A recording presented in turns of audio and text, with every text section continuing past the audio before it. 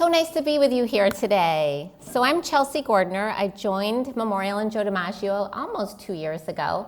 I was up in Massachusetts for about 18 years, and I did MedPeds residency and then a 4-year MedPeds endocrine fellowship. So I split my time half and half between kids and adults. So for the kids that I see, I can transition them to my adult practice. So I have a good experience with obesity, diabetes, and insulin resistance in both kids and adults. So how many of you, I guess, treat pediatrics primarily? Okay, pretty much everybody. How many of you treat adults primarily? A couple. And I guess the rest do both, kids and adults, family? Probably, okay. All right, great. How many of you see obesity in your practice? All these hands are gonna go up for sure, okay. And diabetes too as well. So we'll go over what's happening in pediatrics with diabetes and obesity. And this is a small group, so feel free to raise your hand, make comments. I don't mind at all. So no disclosures, and I won't discuss any off-label medications. So we'll talk a little bit about the epidemiology of obesity and type 2 diabetes in kids. We'll talk about the current guidelines for management of pediatric obesity and type 2 diabetes, and review the new recommendations from the American Academy of Pediatrics. I'll go over some of the insulin resistance syndromes so you know when to be worried about a syndrome as opposed to regular insulin resistance, and then talk about some treatment options. And just a little bit about Joe DiMaggio. So we have 4 offices. We have our regular office in Hollywood. I'm there 2 days a month. We have another office in Miramar, so I'm there the rest of the time. We have an office up in Wellington, and we have a satellite office in Boca that's growing. So we have 4 practice locations. Dr. Nemri, Robin Nemri, she is our chief, and we currently have 7 providers, several advanced practitioners, several dietitians, diabetes educators. We have a social worker as part of our diabetes program, and we've hired an 8th provider who will be joining in August, Dr. Sanchez Kleinberg. So the prevalence of obesity currently is about 20% in children, and that's for kids ages 2 to 19. Anybody know what it is in adults for obesity? It's about 40, about double that, 40% or so. The percentage of US children and adolescents affected by obesity has tripled from the 60s until now. So it was 5% in the 60s, and it's almost 20% today. We know that kids with obesity become adults with obesity. So once it happens in childhood, most of those kids go on to become obese adults. And we know that obese adults develop metabolic syndrome, which is a strong risk factor for cardiovascular disease, the #1 cause of death in adults. So in kids, many of you, probably most of you, are familiar with the definition of obesity. It's a BMI above the 95th percentile for age and sex. And in 2022, they expanded the definition because so many kids were so much above that 95th percentile. So they needed better ways to classify kids that were, the term they're using is super obese. So they broke it into class 2 and class 3 obesity, and those are the definitions right there. And I think more and more people are getting these into their EMR. So class 2 obesity is having a body mass index between the 120th and 140th percentile of the 95th percentile for age and sex, or a BMI above 35, whichever is lower. Class 3 obesity is having a BMI percentile above the 140th percentile of 140 percentile of the 95th percentile, or a BMI above 40, whichever is lower. So those came out in 2022. So you can see the regular BMI chart stopped at the 95th percentile. Now we have categories above with class 2 and class 3 obesity. One of the main reasons was to better identify those kids that would benefit from more intervention, perhaps considering pharmacotherapy, considering weight loss surgery. So the AAP came out with the comprehensive guidelines for the evaluation and treatment of children and adolescents with obesity in January 2023. And I don't know if you read all about this, but there was a lot of controversy around these guidelines. And primarily, there was a lot of concern about the recommendation to consider weight loss medications for kids with obesity over the age of 12, and to consider metabolic surgery or weight loss surgery for those kids above age 13 with severe obesity. That would be the super obese, the class 2 or class 3. So in the kids in your clinic with overweight and obesity, these are the recommendations for how to monitor them, and you're probably already doing a lot of these. So in kids over the age of 10 who are overweight or obese, the recommendation is to get a fasting lipid profile, a fasting glucose or oral glucose tolerance test and or hemoglobin A1C, and an ALT level. So you either have to get a comprehensive metabolic profile or specifically an ALT level. And what you're looking for is evidence of fatty liver disease. And there isn't really a cutoff where you would say ALT of blank confirms a diagnosis of fatty liver disease, but most of our colleagues will consider referral if you're seeing an ALT above 100 to evaluate for other causes. This was just one study that I chose here to share with you today. An ALT above 80 had a sensitivity of 57% and a specificity of 71% for non-alcoholic steatohepatitis. So the guidelines don't really specify how often to do these monitoring protocols. The ADA talks about every 3 years, and I think for our group it's at least every 3 years, more like every 1 to 2 years, depending on how the child's weight gain is progressing. In children over the age of 3 with overweight and obesity, the recommendation is to start monitoring the blood pressure and then trying to screen for symptoms of obstructive sleep apnea. So the recommendation is kids is if you have at least one symptom of sleep disordered breathing in a child with obesity, the recommendation is to consider a polysomnogram. So that would be things like snoring, daytime sleepiness, morning headaches. So a lot of kids do meet those criteria. Evaluate for menstrual irregularities and signs of hyperandrogenism in females, looking for polycystic ovary syndrome, and then the annual depression screening. So this was also somewhat controversial. They found, after doing all the research, that the most effective treatment for kids with obesity was this really intensive lifestyle treatment. So 26 hours minimum of face-to-face family-based counseling on nutrition and physical activity. So this was based on the diabetes prevention program. For those of you that care for adults, this will be somewhat familiar. So 1 hour visit every 2 weeks over the course of a year. It doesn't specify that it has to be with a physician, but it has to be with someone who can counsel on those things, nutrition, physical education. So very intensive, and that's the most effective way to help kids lose weight and get healthier. They do recommend motivational interviewing, and they recommend in children who are under adolescent age to focus on the parent, and in children who are adolescents to focus on the child.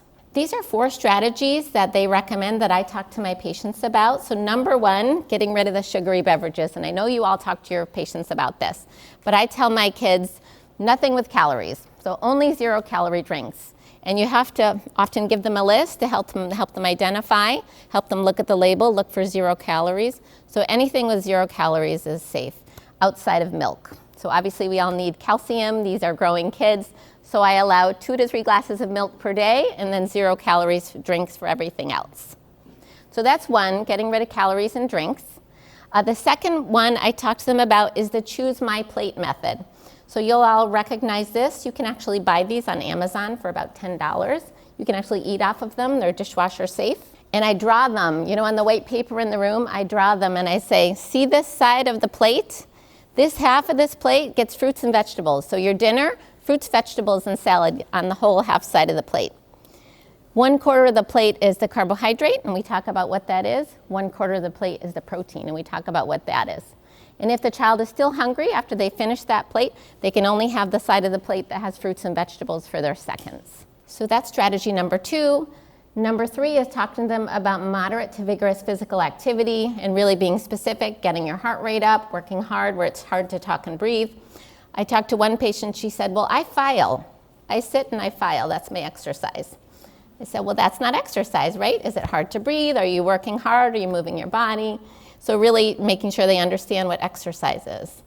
And then lastly is reducing sedentary behavior. So we're all guilty, at least I am, the phone, the sitting and the phone. So I actually get their phones out, and I've learned on both the phones, the iPhones and the Androids, and we look at the step counts. Do you guys know how to do that? Does everybody know how to do that? Does anybody not know how to do that? Okay. Well, I can show you if you don't want to put your hand up. But It's a helpful strategy that I'm found. So you get the phone out, you get the kids to start looking, and it is counting even if they haven't signed up. To look and say, okay, well, Monday through Friday you're in school, your step count is actually pretty good. You know, the goal is 10,000 a day, but maybe it's 5,000 or 6,000 during the week. But what I see is on the weekend, it drops to like 700. So the weekends, what I've seen as a pattern is there's just very much significant inactivity. And so I talk to them, we're going into the summer. I do worry that you're gonna be much less active, so we have to come up with a plan. So we say, okay, wow, Monday, you got 12,000 steps. What did you do that day? Oh, well, I went to work. I work at Publix. Okay, so you get lots of steps when you go to work. So it helps them identify what activities are they doing where they're getting more activity so they can do more of that. Or, oh, I went to the park with my mom. Okay, so maybe you can do that this weekend. Try to do that every weekend. So less inactivity. Yeah? Do you have any suggestions for somebody who have a family that comes in and their mother will pull you aside and say, I don't want you to talk about my child's weight with them. I don't want you to bring it up at all. Okay. And almost always as a child, we are very concerned about that specific. That is a hard discussion. So if they say, I don't want to talk about weight, and you have concerns about weight, I think you have to have a follow-up plan. Okay, well, your child has gained 20 pounds since their last visit 1 year ago. They are in the obese category, so maybe we can schedule another visit and talk about that. And are there certain words? Some people don't want to use the word obese, overweight. You can ask them, what words can I use that are safe in your family? Thick, heavy, big boned, or some things that I've heard. Try to see what words are safer for them. So Joe DiMaggio has a CATCH program. Is anybody familiar with the CATCH program? A few people. So it's really a 6-month intensive program to help kids lose weight, and it's multidisciplinary. So they meet with an exercise physiologist weekly to help learn how to move their body, to get in that vigorous exercise. They have a virtual appointment with the dietitian monthly so they can talk about healthy eating. And then they have an in-person visit with the endocrinologist for a weight check and our behavioral health specialist to see how things are going. The physician may talk about or offer medications for weight loss. They'll be doing an assessment of the comorbidities. The behavioral health piece is really to help parents talk about things like weight, to help make sure that they're role modeling healthy behaviors for their kids. Because if the kids are eating the plate with the fruits and the vegetables and the parents are having, a whole plate of chicken wings, that wouldn't be fair. So making sure that they're role modeling the healthy behaviors. Assessing for food insecurity. The dietitian talks about different nutritional pathways, and I'll go over those in a little bit. And then the exercise physiologist talks about exercise. So that is a program you can refer to. That is only in our Hollywood office, though, so just for you to be aware, that is in our Hollywood office. So that's a separate referral than endocrine. So it's an endocrine referral, and if you want the patient to go into the CATCH program, they have to start with endocrine and then go to the CATCH program. They have to be referred internally. So how many have to then get things through, because sometimes there's a 6-month waiting period just to see the endocrinologist? There is a 6-month waiting period. We do have a lot of obesity, you are absolutely right. So what we can ask is to be put on a wait list. We definitely work the wait list and can move patients up. We do that very often. So we have people that are constantly reviewing the schedules to try and move things up for them. But if you specifically say CATCH program, that could also expedite. So the dietary pathways that are talked about with the families, the first one is really the healthy nutrition pathway, which is really focusing on healthy food options, fruits and vegetables. Less of a focus on portion sizes, really just making sure that what you eat is always healthy. That's the first pathway. The mindful eating pathway is really making sure that kids consume food only when they're consuming food. Make sure they're doing nothing else. Not watching TV, not watching the tablet, not playing video games, just focusing on the food and being mindful of tasting the food, the flavors, the textures, assessing their fullness, stopping eating when they feel full, that sort of thing. And then the third one is the lower carbohydrate pathway. That works for some patients. It's not elimination of carbohydrates, but focusing on extra fat, extra protein, and then fruits and vegetables. So those are the 3 things that the dietitian talks to them about. Who is referred to the outpatient nutrition services through the rehab center? So a couple of you know about it. I think it's a really good resource because the in-person visits are in Hollywood, but they do virtual appointments. So anybody, anywhere, especially if they don't have access to transportation, they could do a virtual appointment with this group. I would say 70 to 80% of what they do is weight management and prediabetes, but they also specialize in everything else. So vegetarians, vegans, celiac disease, food allergies, food intolerances, anything else basically. So you might want to jot that number down. It's a good resource, especially for people that might want virtual appointments. I'll just leave it up there for a minute. So I was asked to talk a little bit about the medications for weight loss. I'm just curious, has anyone prescribed medications for weight loss in kids or adults? So maybe so 2 people, okay.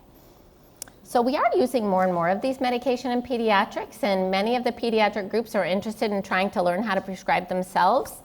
So I'll talk to you a little bit about these medications, and if you have any questions about prescribing, costs, coverage, whatever it is, side effects, feel free to ask. So the first one is Orlistat. This has been around a long time, and it's approved over the age of 12. It literally just blocks the intestinal fat absorption. So you can eat whatever you want, but the fat won't get absorbed. You dose it with every meal. But unfortunately, if you consume fat, what we see is steatorrhea, flatulence, soiling. So most patients don't tolerate it. It's out there, it's an option. It's reasonably affordable, but it has kind of unpleasant side effects. So most of us don't prescribe that too much. The next one is phentermine. This is a common medication that we prescribe because it's affordable. Phentermine alone is technically approved over the age of 16, but in combination with topiramate, it's approved over the age of 12. So many of us will prescribe it as monotherapy over the age of 12. So all these medications we're using over the age of 12. Phentermine is a sympathomimetic, so it's somewhat similar to your ADHD medications, and they have a similar side effect profile. You cannot use this in someone who's already on stimulant medications. So that's just one big caveat. It's a norepinephrine uptake inhibitor. It inhibits serotonin and dopamine reuptake. And the side effects are similar to what you might see to some of the stimulants. Higher blood pressure, dizziness, headache, dry mouth, some insomnia. There are 4 doses, 7.5, 15, 30, and 37.5. It is oral, it's once a day. And most of us start at 15 milligrams, and after 3 to 4 months, depending on the response, might consider titrating up to 37.5 milligrams. I will say a lot of insurances don't cover this, but it is affordable to pay out of pocket with a good RX coupon. It's usually under $20. Yes? Would it know that someone like depression or some mood changes as well with the serotonin? It's a good question. You would think that it might. I haven't seen any studies on it, like looking at mental health as an outcome. Good question, though.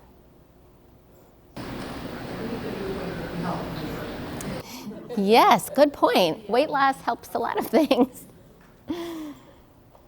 So phentermine is an option for patients on Medicaid. The newer medications are not covered by Medicaid, and so they're just not affordable. But this is typically with a good RX coupon, it's less than $20 a month, so it is something that patients could pay for. Because of the risk of increased blood pressure, most of us will ask the family to check the blood pressure a couple of times a week after they start it, just to make sure. A lot of these kids are already obese, their blood pressures are already near the 95th percentile, just to make sure it's not going up significantly. Phentermine is sold with topiramate. It's under the brand name Qsymia. Many insurances won't cover Qsymia as the brand, but you can prescribe the 2 medications separately, and it's usually more affordable. We talked about phentermine. Topiramate is a carbonic anhydrase inhibitor that suppresses appetite centrally.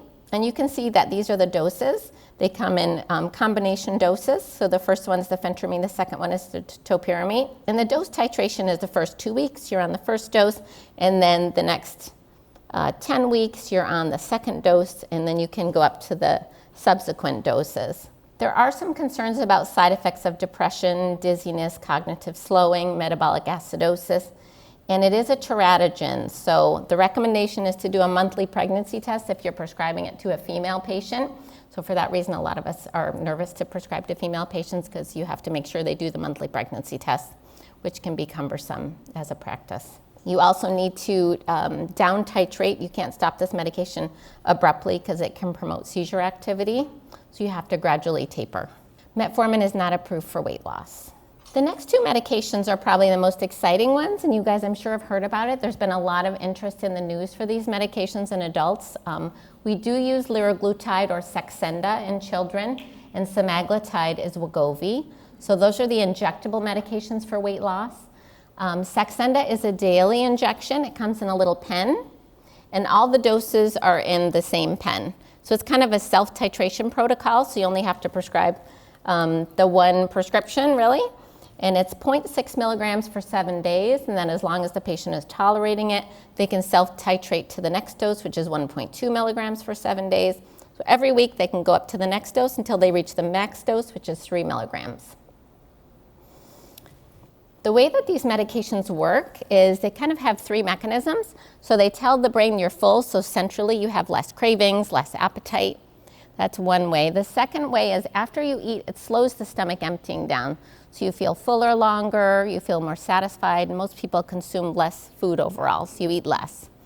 And then the third way is it prevents the blood sugar from rising after a meal. So it's good for patients with prediabetes or diabetes as well, but it does not cause hypoglycemia.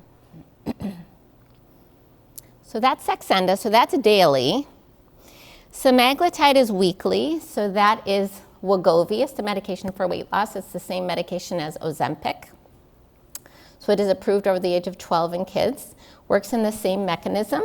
The dose titration is monthly for this medication though. So 0.25 milligrams for 1 month, and then the patient has to reach out to the office and they have to request the next dose, which is 0.5 milligrams for 1 month, and then they have to reach out to the office, etc., until they get to the max dose, which is 2.4 milligrams monthly. You can stay on the 2.4 milligram dose if you're happy with it. The issue with these medicines is that they've been so popular, there's been a lot of drug shortages. So that's been the main challenge, at least for the past 6 months. So for example, the semaglutide, the Wegovy, you may be able to prescribe dose 1, but dose 2 may not be available at the pharmacy for several months. So they may have to stay on dose 1 for a while. And then keep checking in with the pharmacy to see if it's available or calling other pharmacies. Yes? What about rebound effect when you stop? So you do see increased hunger and weight gain when you stop it.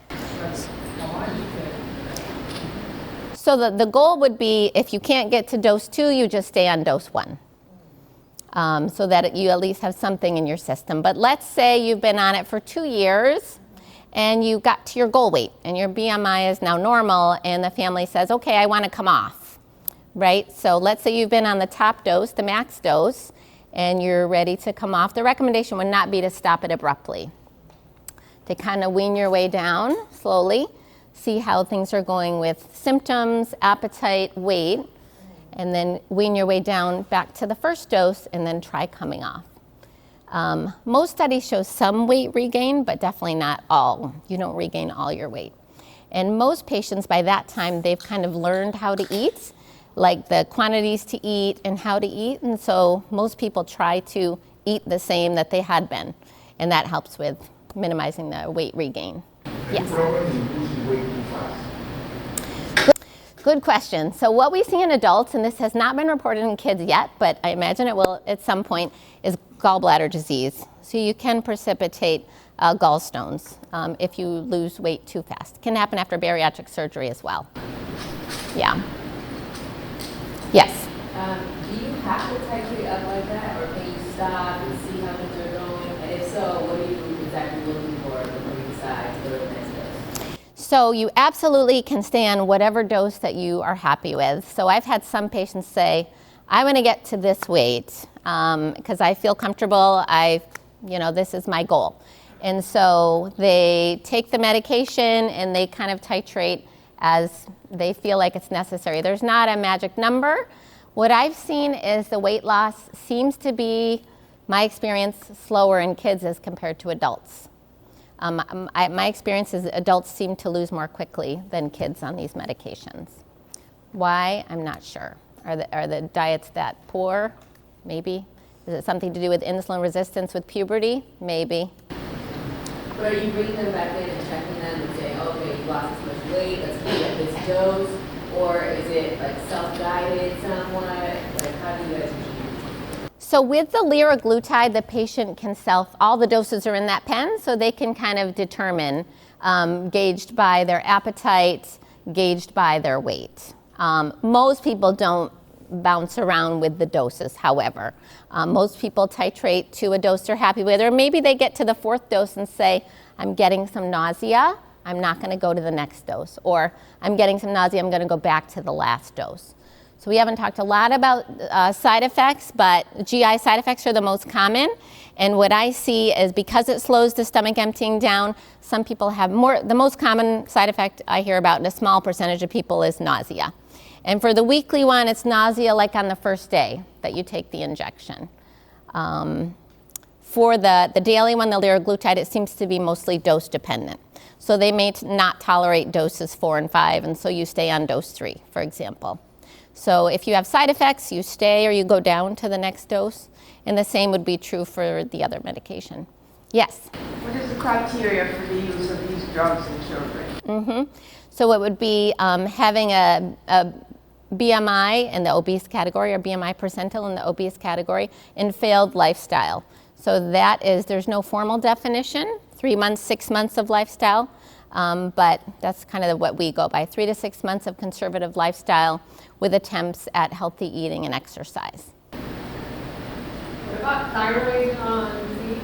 And my second question is the coverage with the insurance. Yep, so the only contraindications for these 2 medications are having a personal history of pancreatitis or having a personal or family history of medullary thyroid cancer, which is the most rare form.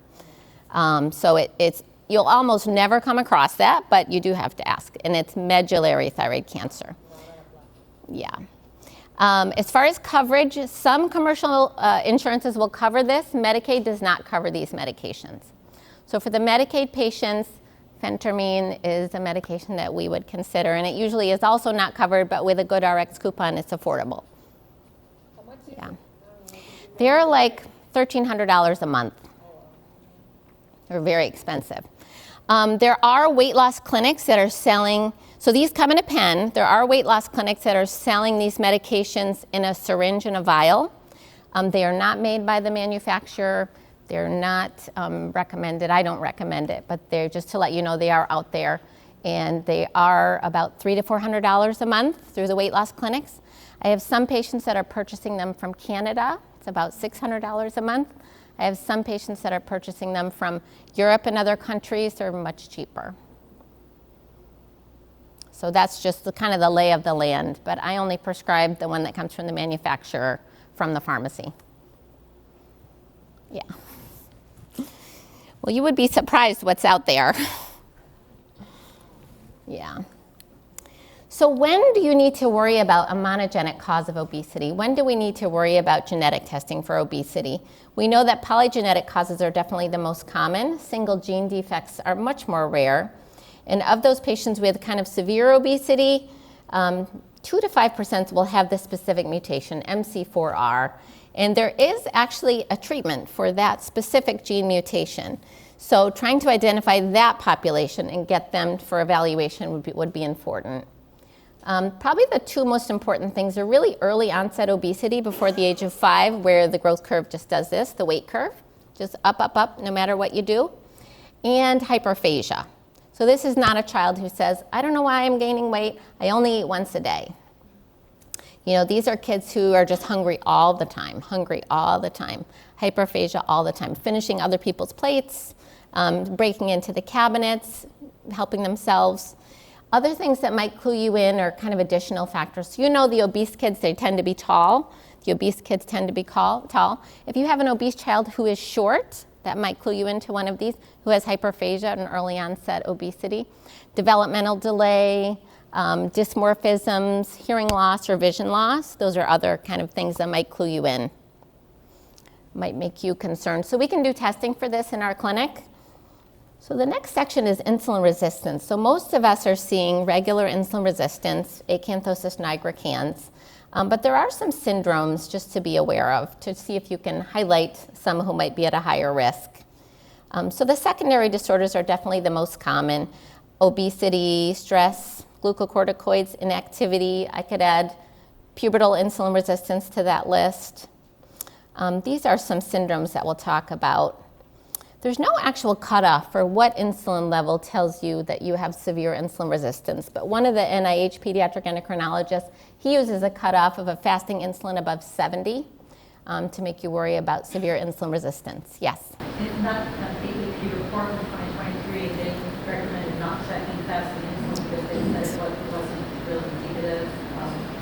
Didn't measure accurately reflect the degree of insulin resistance.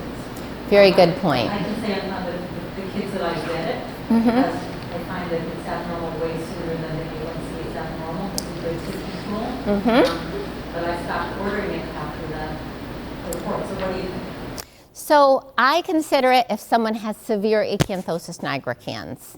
That's when I use it. Number one, to raise my suspicion for one of these disorders, especially if you're seeing it in a very young individual or maybe who isn't so obese, maybe slightly overweight or slightly obese but really profound acanthosis. I find that it's helpful. But you're right, you have to use your judgment. For some parents, it's helpful to say, this blood test tells me, because they may look at the child and say, he's not heavy. But sometimes it's a tool. So I agree, sometimes it's helpful. So acanthosis nigricans, mostly at the neck, but it can also occur in the axilla, on the extensor surfaces, on the hands, even on the face and on the back. This woman lost 30 pounds and her acanthosis got much better. So that's one thing that I can tell my kids. I know you don't like this on your face, or I know you really hate this on your neck. We need to get you to lose some weight and this will go away. So what makes you kind of clued in for when you need to think about a syndrome?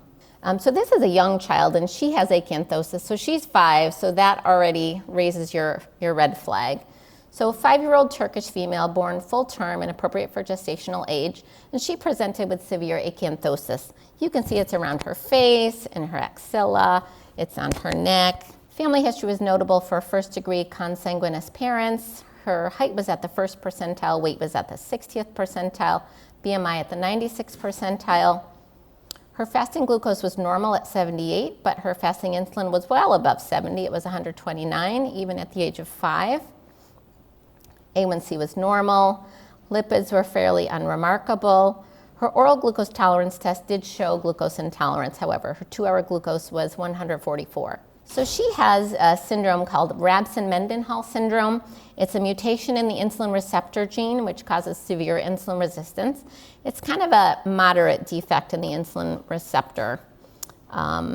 So there's some other abnormalities. There's dental abnormalities, skin abnormalities, organomegaly or abdominal distension, coarse facies, hirsutism, phallic enlargement in males, and we don't really know why, but pineal gland hyperplasia as well. And the treatment is insulin sensitizers, so metformin, pioglitazone. There is a reduced life expectancy though, so trying to identify these kids early and intervene as we can. This is a more severe form, and the life expectancy is much shorter, less than 1 year.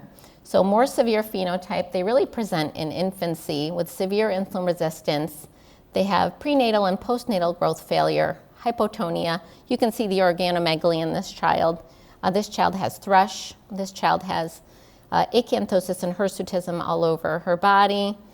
And they actually have fasting hypoglycemia requiring frequent feeding and postprandial hyperglycemia. So they try using IGF-1 therapy, which lowers the postprandial glucose levels.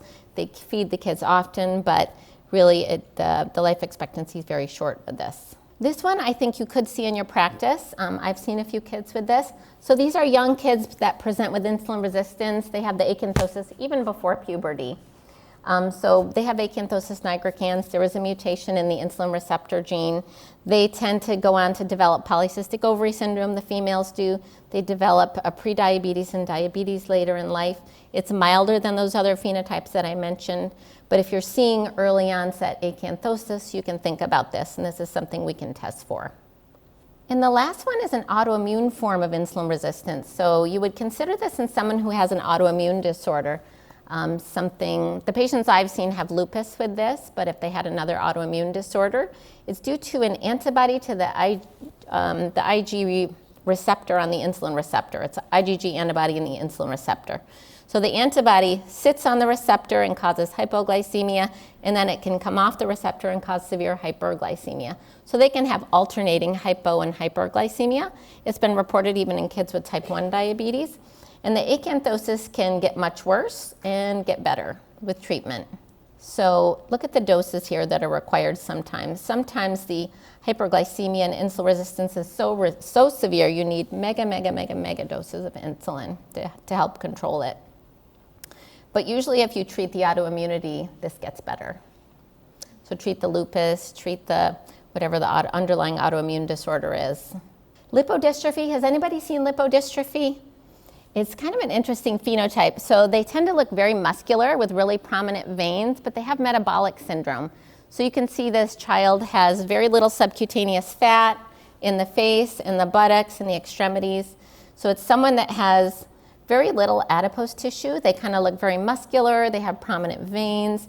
They tend to have central adiposity or organomegaly, so they're kind of bigger in the middle, but their extremities are very muscular and very thin.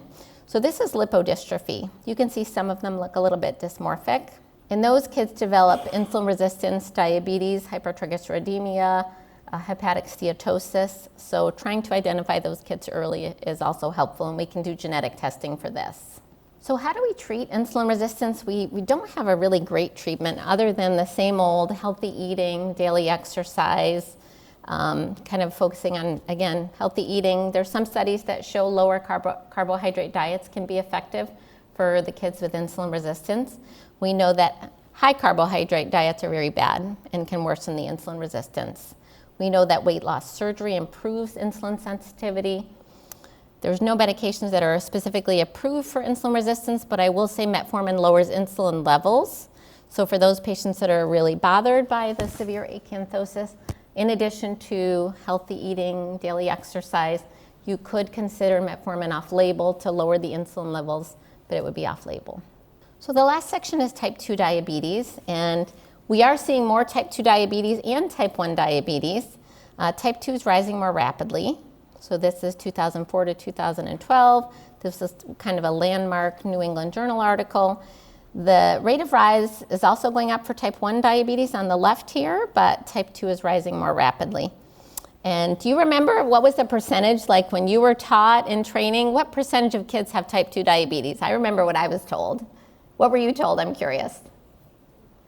Like 5%, right? 5% had type 2 diabetes, maybe 10%. That's what I remember when I was training.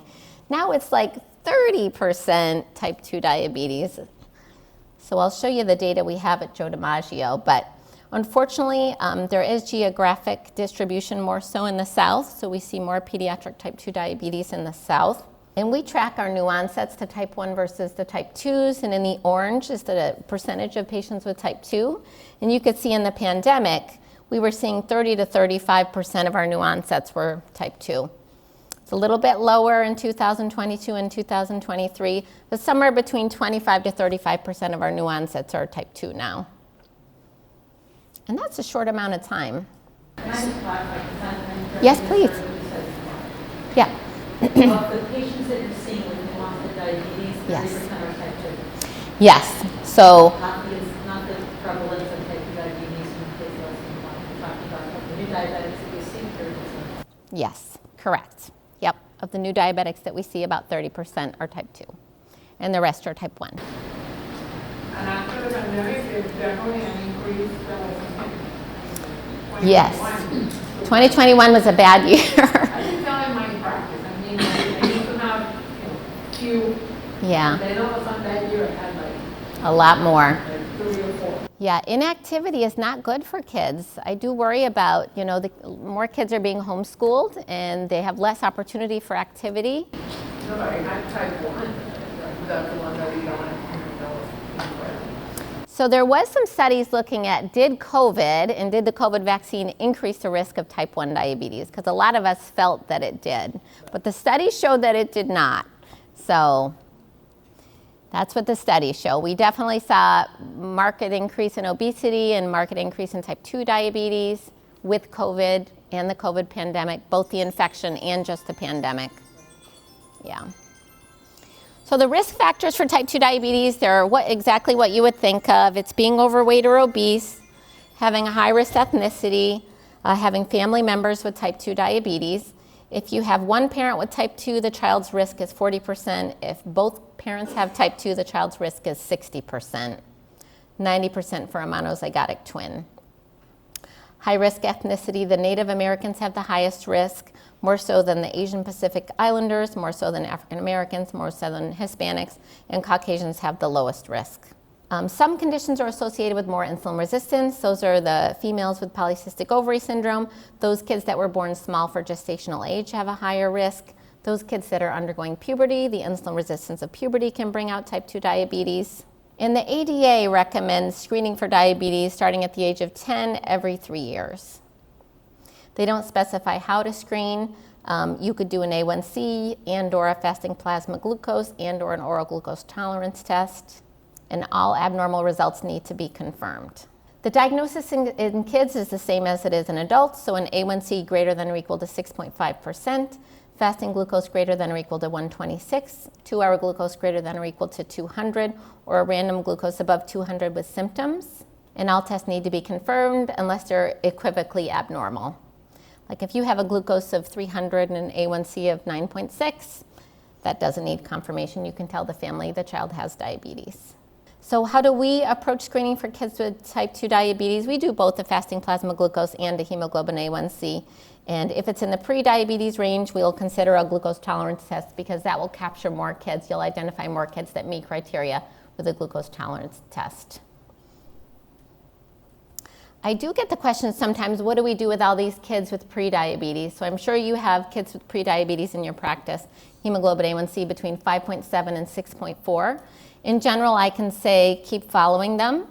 The ones that have an A1C above 6, you worry more. Those are more likely to go on to develop type 2 diabetes above 6.5. And also be aware that some of those kids will go on to develop type 1 diabetes. So you don't have to screen everybody for type 1 diabetes, but if there's something that makes you concerned, like this child has prediabetes but no acanthosis, that would be a red flag. This child has prediabetes but no family history of type 2 diabetes, and I have a good family history, that would be a red flag to consider. Could this be type 1, especially if it's going up, every year, 5.7, 5.8, 5.9, could be an early type 1. Yes? I just wanted to go back to the slides ago where you said that both parents have type 2 diabetes, the risk of developing is 60%. 60%. That's the metabolic stuff genetically, that's the lifestyle, that's the dietary stuff, it's all in. It's everything. So it's probably genetic risk with the ethnicity. It's probably environmental from what the child's being fed. And it's, could be part of the area that they live in. It's everything. Yeah. So before we diagnose type 2 diabetes in kids, we always rule out type 1 because we can have kids with type 1 diabetes with acanthosis that are obese, for sure. It's about 30% of our kids, they actually have type 1. And it does change your management. So that's not the child you're going to put on Ozempic and say, okay, I'll see you in 6 months. That's the child who's going to develop beta cell failure and end up with DKA. And so they need insulin if they have positive antibodies. So we always check for the 4 antibodies before we kind of confirm type 2 diabetes. And one study showed that 10% of kids that were thought to have type 2 actually had type 1. So managing type 2 diabetes is multidisciplinary. The physician is just a small piece of the puzzle. You need the psychosocial support, you need the social worker, you need the dietitian, the diabetes educator, along with the physician to do the medication management. And if you think about in Florida, we don't have a lot of diabetes centers. So depending on where you live, some kids are coming from the West Coast to come over to access care. Some kids are driving from Fort Pierce to access care.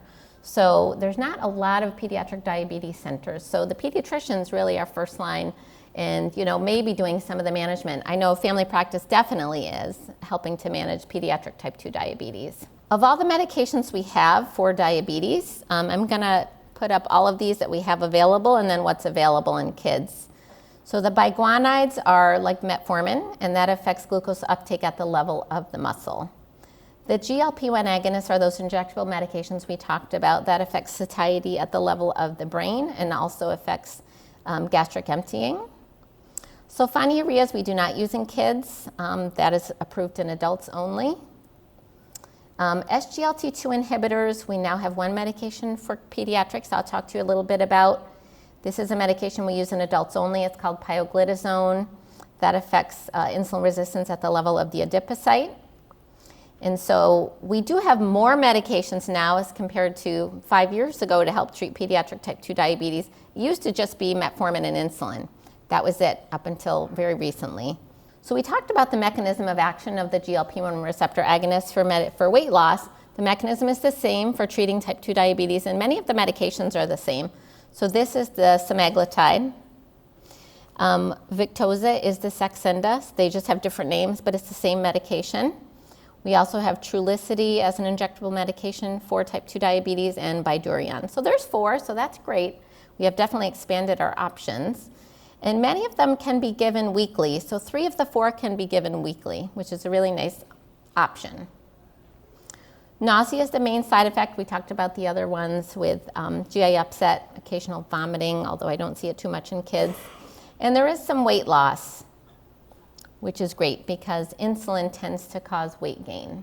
So if you have somebody with type 2 diabetes, this is a nice option if their A1C isn't dramatically high. We talked about the contraindications, having had pancreatitis or a family history of medullary thyroid cancer. But they are injections. In some families, it's a no-go. They're just not interested in the injections. The first SGLT2 inhibitor approved for kids came out just last summer in June of 2023. So it was empagliflozin, and I just wanted to highlight, look at the number of centers they had to enroll 158 kids with type 2 diabetes. 108 centers in 15 countries it took to enroll 158 adolescents with type 2 diabetes. These are really hard studies to do in kids. The uptake in enrollment in the study is usually low. There's high rates of leaving the study and dropping out of the study. And the enrollment criteria often is narrow. This wasn't too bad, A1C of 6.5 to 10.5, but it really is a hard population to study. So this was add-on therapy to metformin. Empagliflozin was added to metformin and titrated to the highest dose if the A1C remained above goal. And the mean reduction of A1C was about 0.84%. So you can see this isn't a great option if someone has a hemoglobin A1C of 12 and they need to get to 7. But if they have an A1C of 8, 8.5, 8.8, it might be a nice option in addition to metformin. Because this medication, it actually puts glucose in the urine, so it causes the kidneys to excrete glucose. We do see a little bit more in the way of urinary tract infections, yeast infections, balanitis in males, yeast vaginitis in females. So these are the SGLT2 inhibitors. And we learned about this from patients with this condition called familial renal glucosuria. So these patients have a mutation in this transporter, the SGLT2 transporter, where they don't reuptake sodium and glucose. So it all goes out in the urine. And they realized that those patients had lower rates of diabetes, they had lower blood pressure. So natriuresis and glucosuria seemed to be good. And so they came out with this class of medications called the SGLT2 inhibitors. It inhibits the glucose and the sodium reuptake at the proximal convoluted tubule. The A1C reduction is fair, 0.7 to 0.8%. Blood pressure comes down a little bit, weight comes down a little bit, but we did talk about the side effects, so you do have to be aware of those. Some people mentioned bariatric surgery, so we do bariatric surgery for kids with obesity and or type 2 diabetes. And the one that we do at Joe DiMaggio is the sleeve gastrectomy. Over the age of 15, kids are eligible to enter the program. University of Miami does have a program over the age of 13. So you can enroll under the age of 15 at Joe DiMaggio, but you can't have your surgery till you're at least 15. For kids, we only do sleeve gastrectomy here at Joe DiMaggio. Some other centers do the gastric bypass. But we do have good data, especially for those kids with type 2 diabetes. We have studies out 8 years that showed that the diabetes can remain in remission, and most patients with type 2 diabetes go into remission right after the surgery. It's even before the weight loss. It's pretty amazing. So right after the surgery, they go into remission. Yes? What is the difference in ages from 30 to 50? It's just the center and the surgeon's comfort level, really. So many of the adult surgeons are doing pediatric patients, or they do both now. So they've expanded their ability to operate, I guess, on kids as well. So at Joe DiMaggio, our surgeon is comfortable down to the age of 15, so they've decided on 15. Some centers will operate as young as 13. Yeah, so Miami does 13. Just a little bit about life expectancy. The US life expectancy is 77, but it depends on where you live. So Florida's about the same. Massachusetts, which is where I previously practiced, was a little bit higher. The longest life expectancy in the US is Hawaii. The shortest is in West Virginia. So look at that, 5 to 6 years less than the average US life expectancy. It does depend on where you live. So the ones that have the lighter color, they have the shortest life expectancy. And the ones that have the darker color have the longest life expectancy. But there was a study out of the Children's Hospital of Boston showing that kids that are diagnosed with type 2 diabetes will expect 15 years life lost just from being diagnosed with pediatric type 2 diabetes.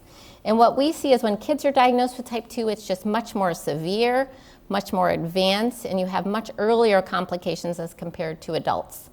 So when mom was diagnosed at 40 and the 15-year-old daughter is diagnosed, it's not the same. It's just so much more severe when the kids develop type 2 diabetes.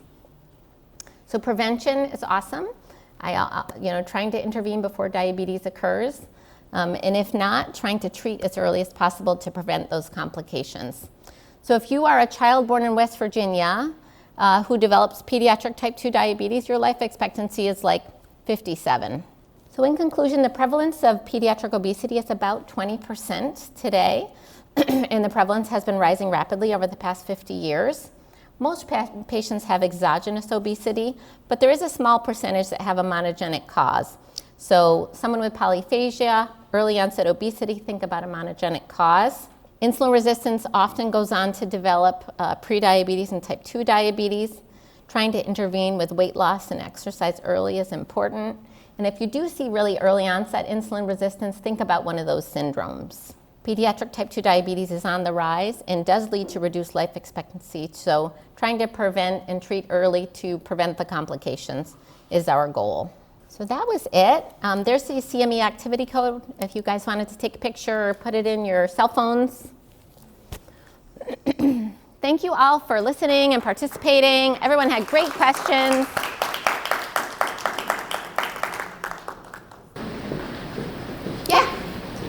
Earlier on, you also mentioned that the most effective treatment was that intensive 26 hours a year therapy. Yeah. And I was wondering if that was compared to some of the new weight loss drugs. Is that better than using these GLP-1 medications, or is it that was before that stuff came out? That was before, I would say that was before those the newer medications came out, but they've only been around for pediatrics just a few years. I will say most people try to do both sort of lifestyle, and some consider pharmacotherapy. Unfortunately, as people lose weight, there are some mechanisms that the body tries to get you back to your heavy weight. So as you lose weight, your hunger goes up. As you lose weight, your metabolic rate slows down. So your body's trying to get you back to your previous heavy weight, unfortunately. So that's why medications and weight loss surgery are they're such important tools. They're not for everybody, certainly, but there is that sort of challenging factor with weight loss. And one follow-up, do you think that years after general pediatricians should start prescribing these, or should we still be referring to anyone? So the AAP recommends that pediatricians do prescribe these, and I kind of agree with that, but you do have to be familiar with them and be aware of the side effects, and unfortunately there's not broad uptake with coverage. So commercial insurances, some do cover, Medicaid does not. So we have a heavy Medicaid population. I don't know about your practices, but that is a barrier now. Yeah. Did you have a question? I was going to ask you a question about it a little bit ago. I spent some time in the last months looking at our practice because we see so many kids being like 37, 38, 39, for you, they're coming in year after year, we're sending labs, we're referring to your program, they don't come, they don't go. Come back and they see somebody else who, the board is laughing again, they come up the year after they see someone else, the board is laughing again. It's mind-boggling. Yeah. How we get people to buy into the fact that this is very important for them. It's also mind-boggling that we've got kids with BMIs in their 40s that have normal metabolic screening. Now. It's normal now. What I was going to ask you is that in the kids that I've been looking at, the most consistent thing that I see, like 50% of the kids, is high triglycerides, low HDL. You are right. I was going to ask you, does that dyslipidemia in and of itself pose a risk, or is that merely a sign of insulin resistance or something else that's coming up? So that is a board question for those of you that have to recertify. Dyslipidemia is the most common thing that you see in kids with obesity, high triglycerides, low HDL. And that does go along with insulin resistance. So it's more of a spectrum. It's a spectrum with a path. That alone doesn't have a significantly increased risk of cardiovascular disease, for example, but it is part of the spectrum. It's another tool that we can use to say, listen, if we don't get things turned around, what happens next? Diabetes, like, we have to find somebody to go up a little bit. Yes, it is definitely a tool. For some people, the tool is a blood test. For some people, the tool is a growth chart. For other people, it's connecting it to something that happened in their family and, you know, trying to figure out what motivates that person is, right? So that's the key. Right, and I don't have the magic answer either, but you're right. They come to us and, you know, they don't want to see the dietitian, perhaps. They're not interested in medication, perhaps. We can give counseling just like you would in your practice, but it only goes so far. Yeah. I think a big problem is for us is that thin line between, we talk about the weight and then become anorexic, or I talk about the weight and I address the baby issue. Right. And more and more parents, because the way they grow and they sensitize to this weight is younger and younger. So now we have 8, 9-year-olds that are becoming parents. I don't want to eat, I don't want to, then it becomes a whole different problem.